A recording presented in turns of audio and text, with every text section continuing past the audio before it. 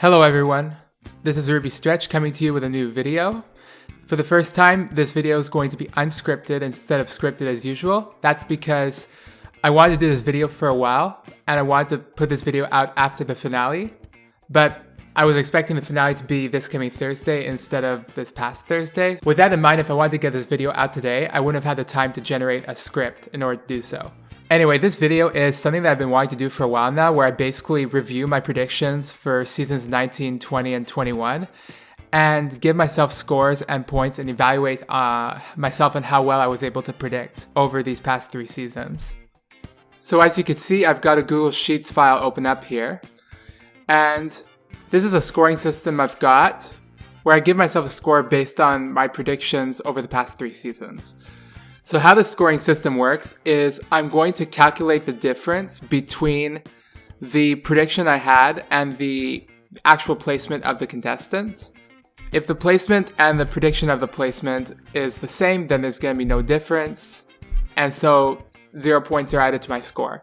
However, if I'm 1 off, if I'm 2 off, that's going to show because I put absolute value here. So there's going to be no negative values.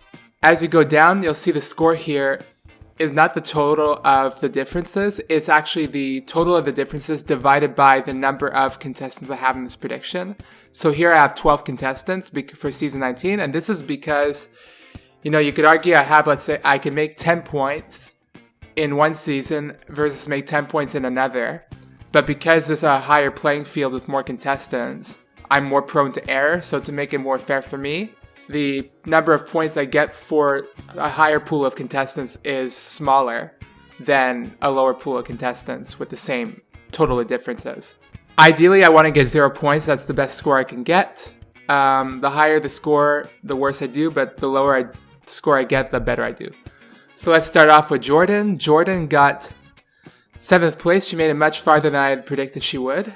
I think she was able to profit from being not the worst, but let's say the 2nd worst or the 3rd worst every cycle. And that's how she got herself to 7th place, sorry. Then there's Cyan, who did exactly how I thought she would do. She got 11th because I think this was an opportunity for Ramsey. With the Cook for Your Life challenge, I think this is an opportunity for Ramsey to snipe out, let's say, one sort of good competitor so that other good competitors could have, let's say, less playing field going down the road so that there's less controversy when it comes to the Black Jackets. And also creates a bit of a shocker factor for viewers to see an earlier front runner get booted so early. So yeah, Cyan got 11th just like I predicted. And then we get to the gift phase. Josh actually did not make the gift phase. He got 12th. That's because him and Jordan were around the same playing level, except Jordan was sort of doing worse, I guess, than Josh towards the beginning of the season. So that's why I had her lower. And also, she had that whole incident with her mental breakdown seemingly in the preview. But yeah, it was Josh who went home that night instead because the men blew it that night, not the women. Then we're going to go on to Lauren Lawless, who got 10th. I was close. So I was 1 off with Lauren. So as you can see here, the numbers are close, except for Jordan. So Jordan, I was 5 off, and then Cyan, I was right on the money. 2 off for Josh, and then 1 off for Lauren. And then Mark, the trajectory was exactly what I thought it would be. He got 8th place. He was kept around a little bit for drama, and then but it was not Lauren he was saved over. He was actually Adam, and that was the surprise for me. And we're going to get to Adam a little bit later. So then we have Mary Lou, who did better than I expected. And I think it's just, not that she was bad. Again, when I did my predictions, I said she would get 7th, not because she was bad, but because we're coming down to the wire of the top 7. And I thought that there were just 5 that were performing better at that point. So Mary Lou actually did 2nd place. And so I was 5 off there. Oh, I made a mistake with Mark. He actually got 8th, so there's 0 points in the difference. Nikki, exactly what I thought. She don't care what people say about maybe it was unfair that she got eliminated over Amber. I think it was just a perfect point of just her story closing up. I felt like it was the best way to end the story with her right before the Black Jackets. Just that's where the arc was finishing, in my opinion, with Nikki. She was growing, and it all just culminated there. And then Cody and Amber, we kind of swapped because I thought that Cody was the one who was going to maybe get the squeak by into 5th place and whatever, but he actually didn't. He actually did better than that. He was being more consistent. He gets 4th place because he kind of blew it during the leadership service at the Final Four. But he had a really good run throughout the season, so I was really close there. And then Amber, it's the opposite. I felt with Amber, she started off really strong, and then, yeah, look, she's better than Nikki, in my opinion. That being said, like, Amber sort of, like, was a bit frazzled. I think that was just a matter of, like, she didn't really get along with her new team, and I think it kind of caught up to her. And so she gets 5th place because she was the one who, just got the black jacket and then just eliminated right after that.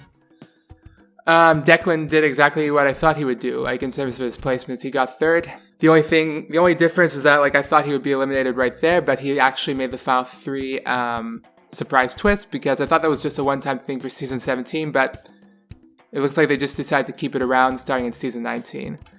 And in this case, it actually made sense because I'm going to have to say that Corey, as much as I thought she was really good as a winner, I felt that she didn't perform optimally in that last leadership service before the final service. And on a normal season, she would have been eliminated with Cody, but I think Ramsey had already had in mind its winner at that point, which would be Corey. And kind of like Michelle from season 17, it just made more sense to do a final 3 twist. And then, there we go, we've got Adam where he actually got 9th place. So that's the one where I was really off. Everybody else, like, I was really close, except for, like, Mary Lou and Jordan where, like, there's a difference of 5. And then there's, like, Adam where it's, like, right out of left field, difference of 7.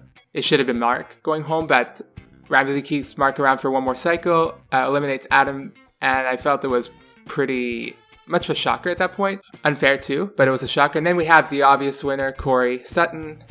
1st place, there we go. So how the score is going to add up is we have 0 points for Corey because I was around the money there. Then there's 7 for Adam, 0 for Declan, 1 for Amber, 1 for Cody, 0 for Nikki, 5 for Mary Lou, 0 for Mark, 1 for Lauren, 2 for Josh, 0 for Cyan, and 5 for Jordan. So if you notice, I was right on the money about 5 predictions, and I was really close for about 3 or 4 predictions. So this leads to a score of 1.83. So that's a pretty low score for season 19, because what the score is, as I can remind you, is the total of all these differences divided by 12, which is the number of contestants in this prediction pool. Alright, now we're going to go on to season 20, and we're going to see how I'm going to see how season 19 compares with the other 2 seasons here.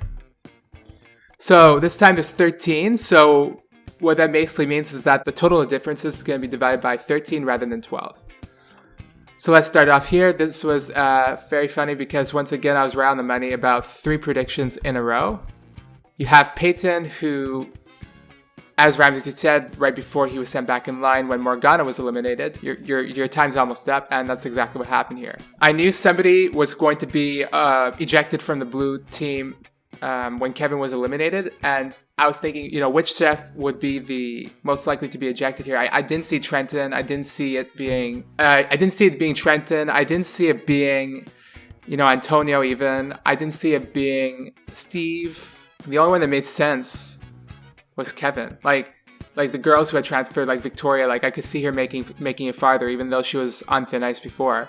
It's just Kevin was the only one where I felt like Ramsey would actually like kick him out, even if he was doing well up to that point, because he just came across as sleepy to me. There was just a weird vibe that I got from him where it's like he was fun and people liked him, but I don't know, I just got a really sleepy vibe from him. And then you have Kianya, where Cook for Your Life challenge, Ramsey took advantage of an opportunity to snipe out someone who was rising as a competitor, so that there could be a bit of a shock factor earlier on in the season.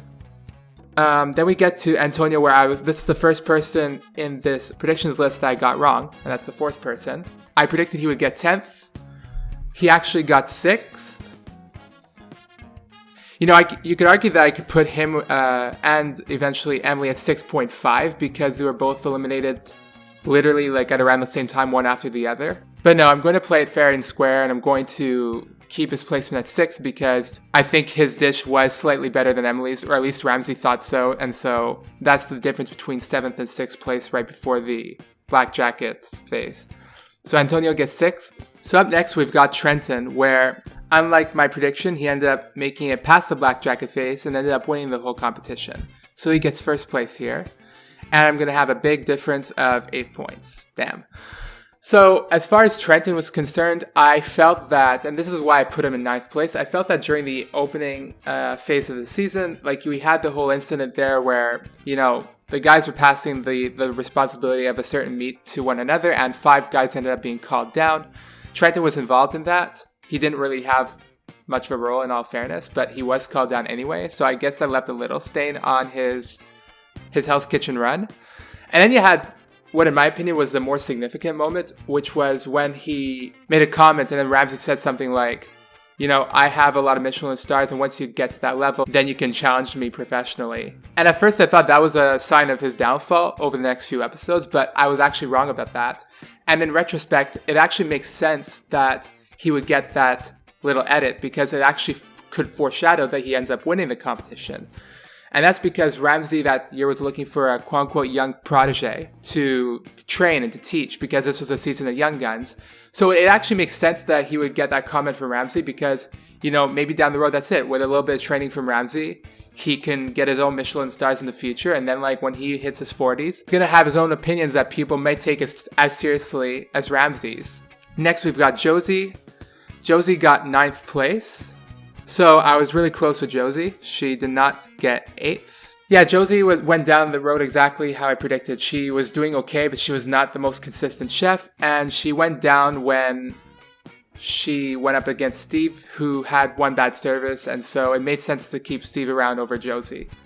Victoria got 10th. With Victoria, there was a bit of a battle of, was she going to live up to the reputation of her teammates, where they were saying, oh, Victoria's a really good chef and whatever, or is she going to continue going down the road of the service she had right before she got transferred to the blue team? And so there was a bit of that balance where I didn't think she would be making the black jacket, but I thought she would get to 7th place, at least because there was that juxtaposition. Next is Emily. And Emily got 7th place. I was right in predicting that Emily would be cut right before the Black Jackets. I just didn't think it would be a double elimination that night. And again, like I said about Antonio, you could argue that I could put it 6.5 because they were eliminated, you know, at the same time. But it's true that her dish wasn't as strong as Antonio's. Let's go to 5th place. Let's go to my 5th place prediction. And that was Bryn. She's kind of like Cody from the season before, where she did one placement better than I thought she would. She got 4th place. Yeah, so basically she started to stand at that point because I felt that she was, of the final 5, I felt like she was kind of the weakest going into the final 5. And the fact that she outlasted Steve confirmed in my mind that she was probably going to get 4th place because the other 3 were just much stronger at that point. I'm just going to go all the way to Steve here since we just talked about him. Steve got 5th place, and I think that's just because he was being a quiet chef all season, but we're at that point of the competition where you have to start to rise as a leader, you have to start to talk more, and Steve didn't deliver there. He performing very well as a cook, it's just that he needed to start speaking out more. He didn't give the best plea, and so that caused him to be eliminated 5th. Then we've got Sam, Megan, and Kaya. Sam got 8th place. I was 4 off with him because I thought Sam was going to remain consistent, but not the best, and so I thought he would get 4th. But he actually did worse than I thought. He started to go down, and he started to be inconsistent, and so an 8th place placement actually makes sense. And then Megan and Kaya, who get 2nd and 3rd respectively, because it turns out I was right about both of them. They both made the final. They both made the 3-person twist finale phase. The only difference was I was wrong about their order. So basically, Kaya was the one who was eliminated after the challenge, and Megan was the one who was eliminated and lost to the winner, and the winner in this case was Trent, not Steve. So about season 20, my score is 2.15. So it's a low score, it's good, but it's not as good as season 19's. And now we're on to season 21, this season with Alex as the winner. This time we've got 14 contestants, which basically means that the total of differences is going to be divided by 14 going into the score. So let's start off with Vlad, and we're going to throw in Billy while we're there. So Vlad got 10th, and Billy got 14th. I felt that one of them was going to make it to the gift phase, and I felt that one of them was going to be eliminated the following episode, and I was right. The only difference is I was wrong about the order of which it happened. So Vlad gets 10th, Billy gets 14th. And the reason why I thought Billy was the one who was going to make it farther was because it would have been fun for Ramsey to keep him around just to 10th place, just so he could bring him back for the finale and cause a bit more drama. But that's not what happened. And it kind of bites me in the butt too, because the fact that Vlad gets 10th in reality and Billy gets 14th, it means I get 8 additional difference points. But I guess it's going to be made up for in this little phase here with Mindy, Ileana, and Alyssa, because I was nearly on the money with these girls. So Alyssa gets 13th, just like I predicted, and she was eliminated right after Billy, which was close to what I was predicting. So no difference there. Ileana, she was eliminated in 11th right after the Cook for Your Life challenge, and Mindy was eliminated right after service before that in 12th place. Now we get to the final 9, and once again, my 9th place prediction makes it much farther than I expected. In this case, it was to 2nd place. Daphne managed to pick it up over the season and not go down. So good for her. But not good for me because I have 7 difference points. And then we have AB, where AB was the one who got 9th place, not Daphne. So I was 1 off with AB. And then while we're there, let's go to Brett. He got 8th place. And Brett I was kind of right about. He started to crumble a little bit, but I just thought he would make it to the pre-Black Jacket challenge, but that's not what happened here. He made it right to just before that. So let's get on with Summer. So Summer, I thought that she was going to be eliminated right before the Black Jacket phase, but I was wrong about that. The thing about Summer is my trajectory prediction concerning Summer was correct, though. I was right about her trajectory. Once Ileana and Alyssa were eliminated, she was able to flourish on her own. She had those 2 ladies out of the way, so she didn't need to worry about conflicts with them and whatever. So she was no longer, quote unquote, performing poorly. She was starting to actually perform much better. And so she was able to survive much longer. And I was wrong about her making it to just the Black Jacket challenge phase, but because she made it all the way to 4th place. But here's what I find is funny. So basically we have a situation where you have File 7 of Daphne, Summer, and the 5 people who I have as my Black Jacket predictions going into the 6th episode. And what I find is hilarious and sad for me is that Summer and Daphne, the 2 who I predicted would go before the Black Jacket phase, are the first 2 to get their Black Jackets. And then meanwhile, the 2 contestants who did not get their Black Jackets are my 2 finalist predictions, Tara and Sakari. So Sakari got 6th and Tara got 6th and Sakari got 7th. So I end up with a point difference of 5 for each. And then we've got Alejandro, Cheyenne, and Alex. Cheyenne was the one who got 5th. And with Cheyenne, I really thought that after beating Tara and Sakari in the Black Jacket challenge, I thought she would be the one to break the trend of the last person who gets the Black Jacket is the first Black Jacket eliminated. But she did not break that trend. She kept going because she completely crumbled during that final 5 service. Then let's go to 4th place. We already talked about her, Summer. And then we go to 3rd place, 2nd place, and 1st place. 2nd place, we already talked about Daphne. She had a good run. And then we've got Alejandro, who did a little bit better than I expected. He got to 3rd place because even though he was somewhat inconsistent, he managed to pick things up going to the final 5. And he managed to flourish until 3rd place, where he lost that challenge. And then we've got the winner in Alex, where, let's be real with Alex, he was pretty much everybody's winner pick going into the season, or going into the 6th episode, my bad. The thing about Alex is the reason why I didn't have him as my winner pick was because I thought it was way too obvious. I thought that the winner this season was going to get a Trenton-style edit where it was not going to be that obvious. Instead, what we got was a winner with a Corey-style edit where it was very obvious. And so I was just wrong about the editing style, but had I thought it was a similar editing style to Corey, I would have had him as my winner pick going into episode 6. And that's it for season 21. So we've got differences of 5521, 2231, 7, 4, 1, 1, 0, 4. And so there was only one person who I was right on the money about. There were a lot of people who I was close about when it came to where they placed, but there was only one where I was completely on the money about. And that leads to a total score of 2.7143. So I noticed that over the 3 seasons, I've been getting worse with my predictions. And I have to say that I think it's in part due to the fact that with season 21, they were catching on to, I guess, the fans' tendency to look at spoilers in advance with certain previews and TV list descriptions, whatever. And so there were certain spoilers, like for example, there was going to be a blue team chef who was going to be expelled in 12th place, and that ends up being Kevin. So I was able to predict that based on the fact that it seemed that Kevin would be the most likely to go that night. But we didn't get any of that for season 21. Production was very good at keeping it as vague as possible. So 2.7143. And then we've got season 20. I did a little bit better that time, 2.1538. And then with Hell's Kitchen season 19, I'm going to be honest, like the whole trailer there with Adam getting 9th place, I didn't see that obviously before going to having him in 2nd place. And so I predicted everybody else, and then at that point, I saw, like, afterwards, okay, I knew I was going to be wrong about Adam, but hey, I was going to be nearly right about everybody else. Like, 7 of my top 8 predictions made the top 8, so that's it. These are my prediction scores for Hell's Kitchen Season 19, 20, and 21. I just gotten a little bit worse over the seasons, but that's fine. Hopefully I could just pick up the pace in Season 22 and bring it back down to a lower score than 2.7143. But yeah, we'll have to wait for Season 22 for that, which can be next year for all we know. So that's all for today. Please like and subscribe. Thank you for watching this video. Be sure to check out Flynn Master's most recent video regarding the top 5 moments of Season 21.